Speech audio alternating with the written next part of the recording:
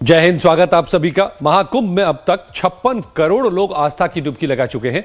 यह आंकड़ा आज खुद सीएम योगी आदित्यनाथ ने विधानसभा के सामने रखा। अब तक विश्व के इस सबसे बड़े धार्मिक समागम में देश ही नहीं विदेशों के भी हजारों लोग गंगा में स्नान के लिए प्रयागराज पहुंचे हैं। इतने बड़े आयोजन में घटना दुर्घटना की आशंका भी बनी रहती है। दुर्भाग्यवश कुछ घटनाएं प्रयागराज में भी हुई। कई स्नानार्थियों को अपनी जान गंवानी पड़ी। जाहिर है विदेशी सैलानियों को तो इससे सरोकार नहीं रहा होगा, लेकिन देश के भीतर भगदड़ और जाम की घटना बड़ा मुद्दा बन चुकी है। इस पर पक्ष और विपक्ष के बीच खूब राजनीति हो रही है, या यूं कहें कि राजनीति करने वालों को बाकी मुद्दों की तरह यह भी एक मुद्दा मिल गया है।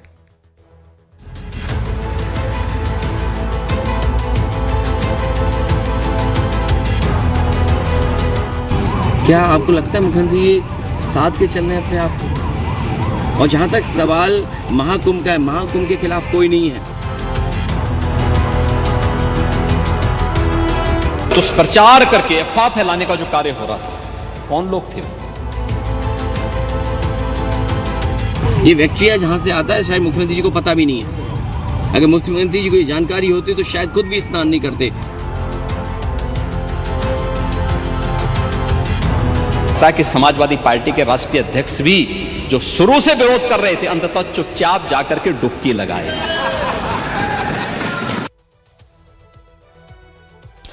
तो इस पर हो रही पॉलिटिक्स के भी दो डायमेंशंस हैं। एक पश्चिम दिशा में दिल्ली की ओर और दूसरा पूरब दिशा में पटना और कोलकाता तक। इस पर हो रही राजनीति के भाव भी दो हैं। एक जो बेहद गंभीर है, सनातन की आस्था पर चोट करने वाली, तो दूसरे में राजनीतिक चकल्लस भी है, जिसमें बात हो रही है किसने पानी में कपड़े पहनकर डुबकी लगाई या बैक्टीरिया से बेफिक्र होकर बगैर कपड़ों के। तो चलिए महाकुंभ के बारे में फालतू मृत्युकुंभ जैसे शब्दों के इस्तेमाल पर होने वाली राजनीति को विस्तार से बताते और सुनाते हैं। इस पर होने वाली राजनीति तब सबसे ज्यादा भड़क गई जब पश्चिम बंगाल की मुख्यमंत्री ममता बनर्जी ने महाकुंभ में की गई व्यवस्था पर कड़े सवाल उठाए। वहां हुई भगदड़ पर सवाल किए और इस बीच उन्होंने महाकुंभ को मृत्युकुंभ बता दिया, जिस पर दिल्ली से कोलकाता तक राजनीतिक संग्राम छिड़ गए। लेकिन उससे पहले ममता का बयान एक बार फिर से सुनना जरूरी है। সুতরাং পুজো পার্বণ আমাকে শিখিয়ে লাভ নেই। মহাকুম্ভ আমি নাইবা বললাম, ওটা এখন মৃত্যু কুম্ভ হয়ে গেছে। মৃত্যু কূপের মতো আমি মহাকুম্ভকে সম্মান করি, আমি শ্রদ্ধা জানাই, পবিত্র গঙ্গা মাকে আমি সম্মান করি। কিন্তু প্ল্যানিং না করে এত হাইপ তুলে এত লোকের মৃত্যু বললেন 30 জন, কথাটা কি সঠিক? কত ডেড বডি ভাসিয়ে দিয়েছেন নদীতে? কত হাজার হাজার 8বার আগুন লেগেছে। বড় লোক আর ভিআইপিদের জন্য লক্ষ টাকার ক্যাম্প, আর গরিব লোকেদের সাধারণ লোকেদের জন্য লাইনে দাঁড়ান 15 ঘন্টা 20 ঘন্টা দাঁড়িয়ে, যদি একটা মাদুরেও বসে 2000 টাকা, এক কাপ লাল চাও 500 থেকে 2000 টাকা। তারা যে জায়গাটা গিয়ে স্নান করবে সেটা আলাদা, ভিআইপিদের স্নানের জায়গাটা আলাদা। আর সেই জলটা আপনারা দূষিত করেছেন, বিষাক্ত করেছেন মহাকুম্ভের পবিত্র জায়গাটা। সব জায়গায় হাইপ তুলে দিয়েছে। সে একবার হয়েছিল না, গণেশ দুধ খাচ্ছে, সব ওখানে স্নান করো নাহলে পবিত্র হবে না। মৃতদেহের ওপর দিয়ে যারা এই হাইপ তুলছেন আর টাকা কামানোর জন্য ধর্মকে বিক্রি করছেন, তাদের আমি মন থেকে মেনে নিতে পারি না।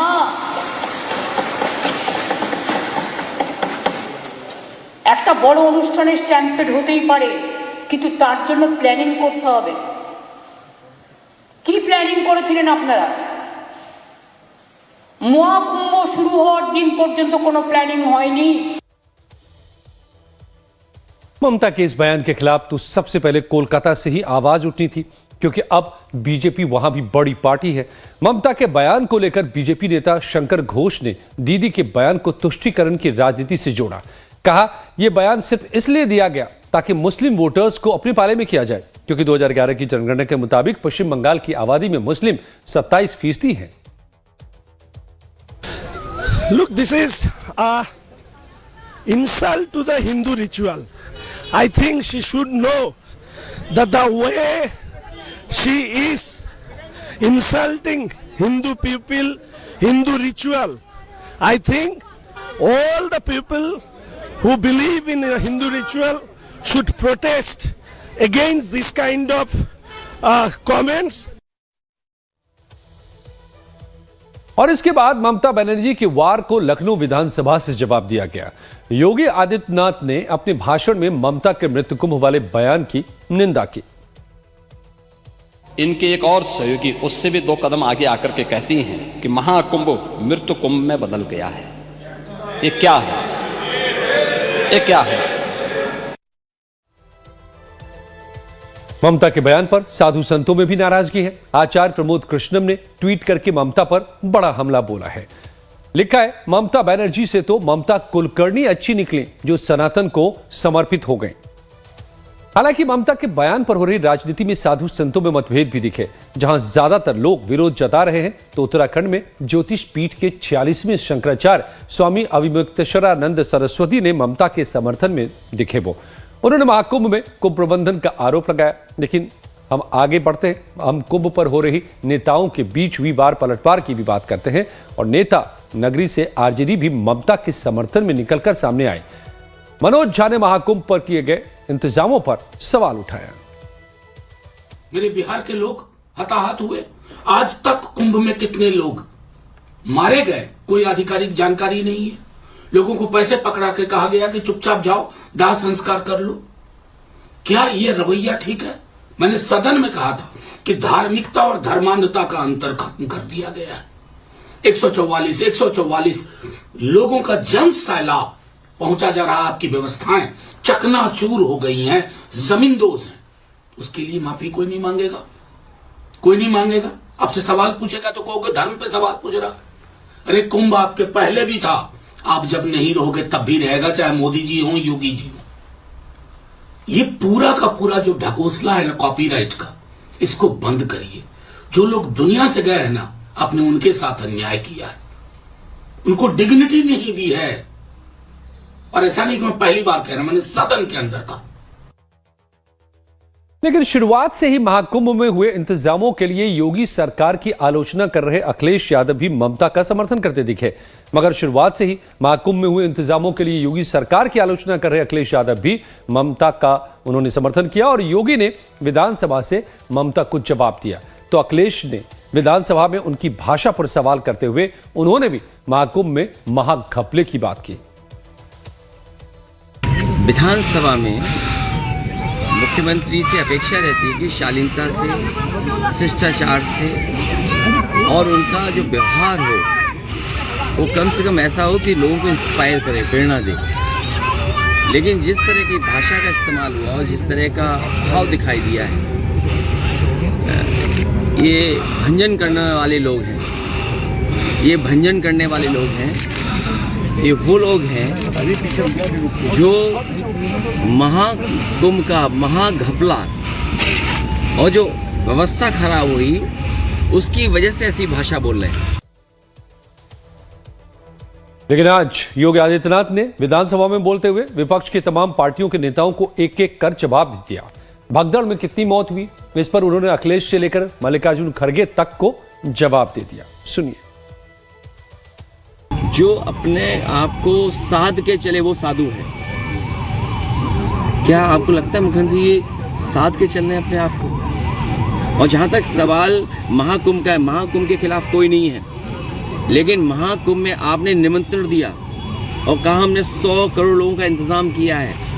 लेकिन भगदड़ कैसे हो गई, ट्रैफिक जाम कैसे हो गए, लोगों को गाड़ियों में गुजारना पड़ा समय, लोगों की जान चली गई, लोग अयोध्या में मर गए, श्रद्धालु आपके बनारस में मर गए, श्रद्धालु आपके बड़े पैमाने पे घर पहुंचने और घर से आने पर मर गए। उनकी मदद कौन करेगा? सरकार क्यों नहीं करती है?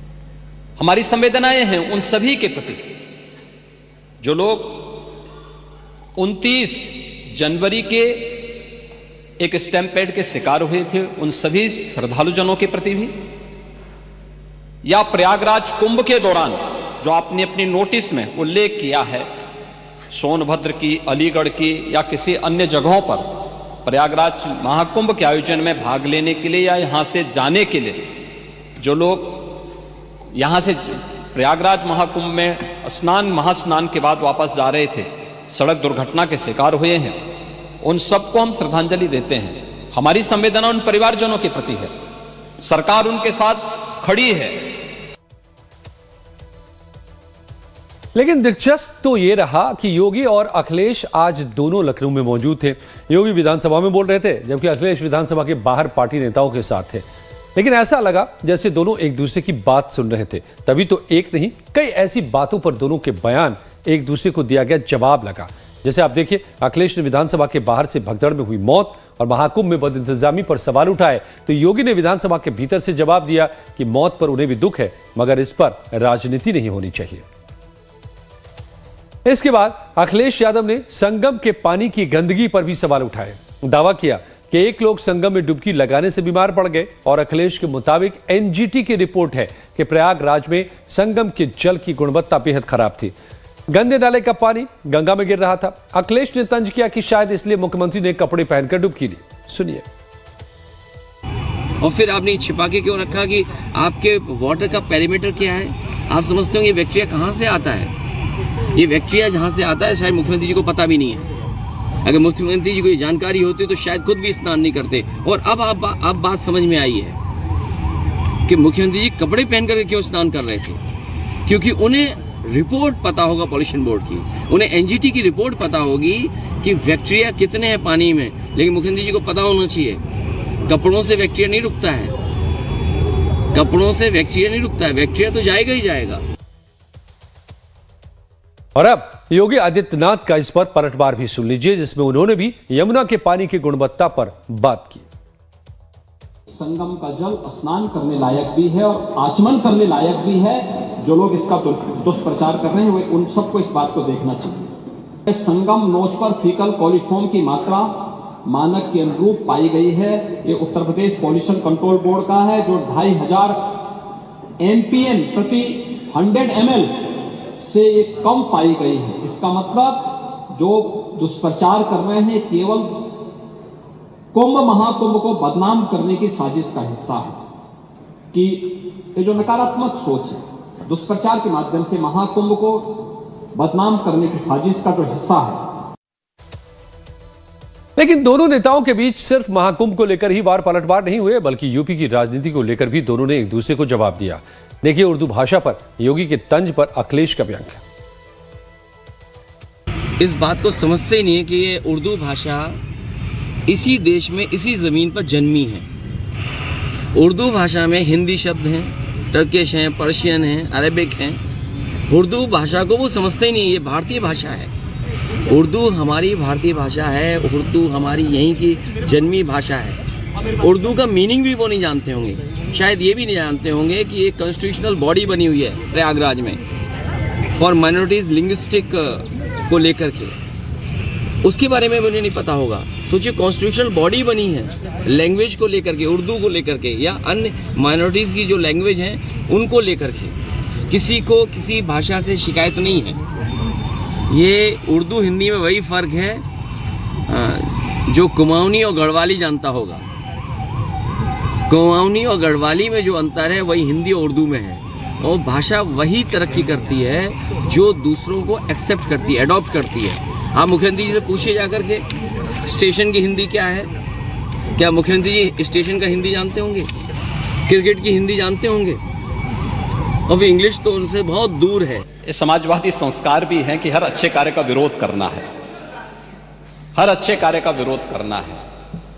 तो उन्होंने कहा कि हिंदी इस सदन की भाषा है, तो हिंदी को तो हटाया नहीं। इस सदस्यों को एक छूट दी गई है कि किसी भी इन बोलियों में बोल सकता है, हिंदी में ट्रांसलेट की उसकी सुविधा मिलेगी। इस सुविधा है, थोपा नहीं गया है। दूसरा, भोजपुरी हो, अवधी हो, बुंदेली हो या ब्रज हो, पांडे जी इनकी लिपि भी देवनागरी है। कोई दूसरी लिपि नहीं है। संविधान के द्वारा घोषित जो व्यवस्था है उसी के दायरे में सारा कार्य हुआ है। आप जैसे उम्रदराज व्यक्ति को तो इसका स्वागत करना चाहिए।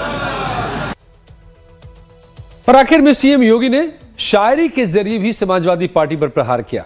यह दिलचस्प शायरी भी सुन लीजिए। जिन्होंने उन अफवाहों की ओर ध्यान भी दिया कि उल्लेख किया कि काहिरा का वीडियो लेकिन महाकुंभ के साथ जोड़ करके दुष्प्रचार किया जा रहा था, नेपाल का वीडियो महाकुंभ के साथ, झारखंड की किसी घटना को महाकुंभ के साथ, या देश के अंदर के किसी अन्य दुर्घटना को जूसी के साथ जोड़ करके दुष्प्रचार करके अफवाह फैलाने का जो कार्य हो रहा था, कौन लोग थे वो? और इसीलिए मैं कहना चाहूंगा कि बड़ा हसीन है इनकी जवान का जादू। लगा के आग बहारों की बात करते हैं। जिन्होंने रात में चुन चुन के बस्तियों को लूटा, वही नसीबों के मारों की बात करते हैं।